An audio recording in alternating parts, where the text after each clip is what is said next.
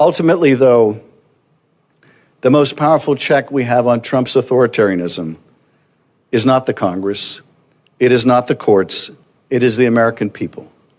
It is all of us, each of us. Fear is Donald Trump's weapon of choice. Divide and conquer is his one repugnant strategy. Law firm against law firm, media outlet against media outlet, neighbor against neighbor. He counts on us being too scattered to oppose him, too scared of a truth social media post or an executive order, or the very real threat of physical harm for anyone to push back. So there's something incredibly powerful when someone looks King Donald in the eye and says simply and with their whole being, piss off. Thank you very much. And thank you for your courage to be here, because in the society that we live in today, it takes a lot of courage to say that you're supporting President Trump.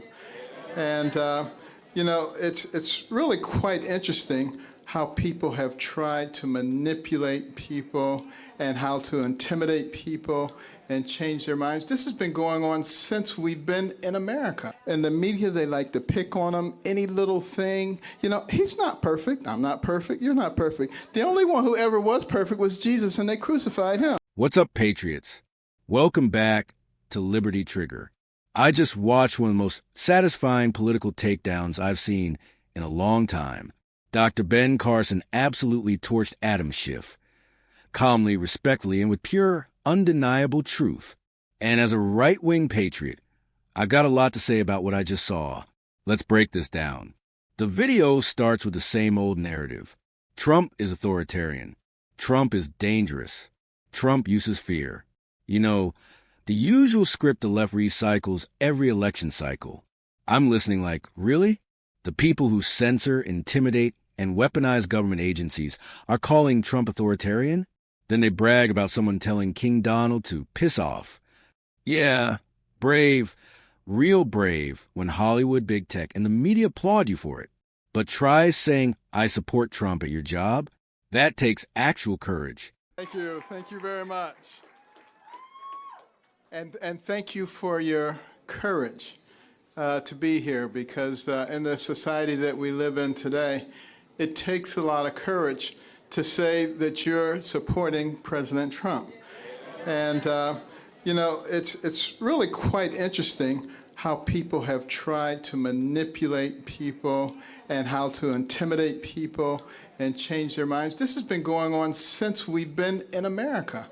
You know, you go back to the days of slavery, you know, and a lot of the states there were more slaves than there were owners. So what did they do? They had to divide the slaves. So they told the ones in the house, you're better than the ones in the yard. And the ones in the yard, you're better than the ones in the field. And then after slavery was over, the light-skinned ones, you're better than the dark-skinned ones. And on it went, trying to divide people. Today, they say, if you are a conservative, then you are somehow an Uncle Tom, you're a horrible person, you're a demon. What a bunch of crap, you know, but, you know, it's been going on for hundreds of years. And it's really time to put a stop to it. So I am very happy to see that you have the courage to come out. You know, it doesn't bother me anymore because, you know, I only worry about what God thinks. I don't worry about what these other people think.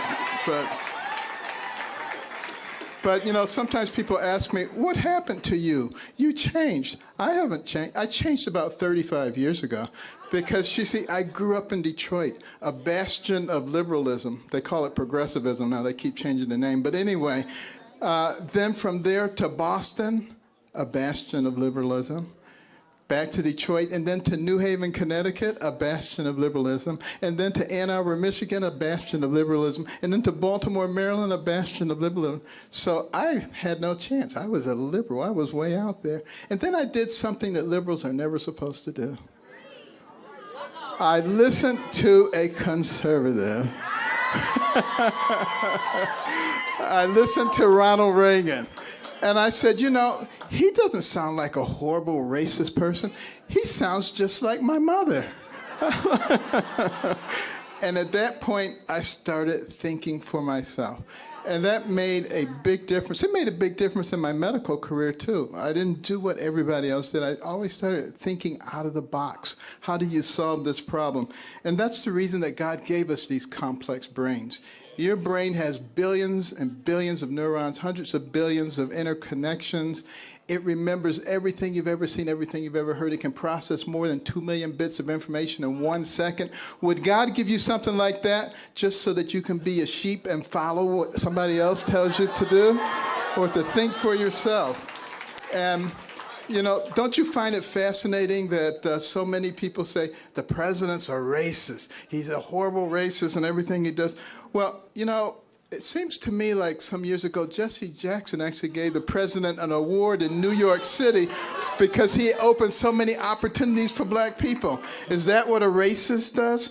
And then when he moved to Palm Beach, he was right on the forefront to fighting the clubs who were not admitting Jews and blacks. Does that sound like what a racist would do? He is the one who finally got the Second Chance Act done. Does that sound like what a racist would do? When he took office, he brought the office of HBCUs to the White House so it could get appropriate attention, more money than ever. Opportunity zones so that people could take this money and direct it to the places where people did not have opportunities before. An economy where you have the lowest unemployment rates for black people in history. And it goes on and on and on. Let me tell you something. If he's a racist, he's an awfully bad one. He needs to go get a lesson from the real racists. The people who look at somebody like you and me and they say, because your skin is a certain color, you have to think a certain way. And if you don't, there's something wrong with you. And they start calling you names. Those are the real racists.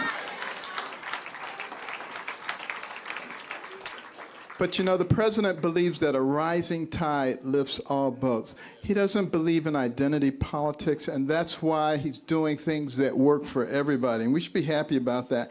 And the media, they like to pick on him, any little thing. You know, he's not perfect. I'm not perfect. You're not perfect. The only one who ever was perfect was Jesus, and they crucified him. And that's exactly what Ben Carson points out. Carson gets the mic and instantly changes the energy. No theatrics. No fake outrage, just truth. He thanks people for being courageous enough to openly support Trump. And he hits on something so real. The left has been using manipulation and intimidation for generations. From the days of slavery to today's political climate, division has always been the weapon.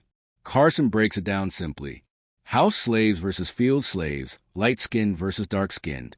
Today, black conservatives versus acceptable black Democrats. Same tactic, new packaging.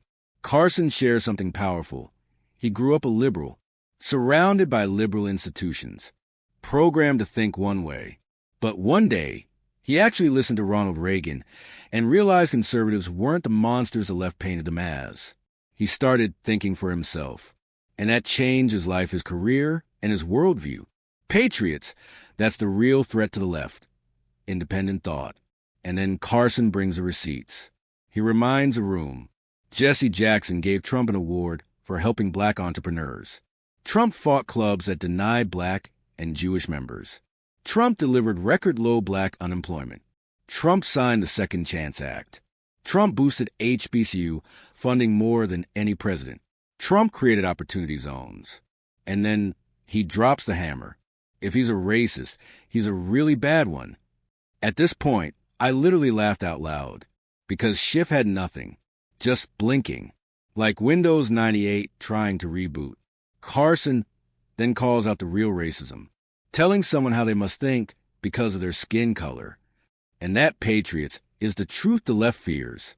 Calling black conservatives traitors, Uncle Toms, sellouts, that's racism. That's control. That's exactly the mindset used to silence slaves who thought differently. But they don't expect people like Carson to fight back with facts.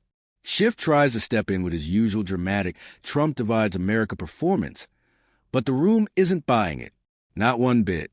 Carson stays calm, confident, precise, and you could see the narrative collapsing in real time.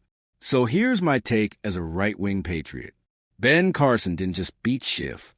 He exposed the entire left-wing strategy. Divide people, weaponize race, silence dissent, demonize independent thinkers, call everyone racist to avoid real debate. Carson brought unity, faith, opportunity, and facts. Schiff brought feelings and recycled talking points. And in the end, the truth won.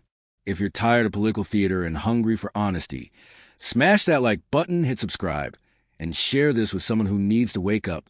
Patriots, stay bold, stay free, and stay proud. God bless America.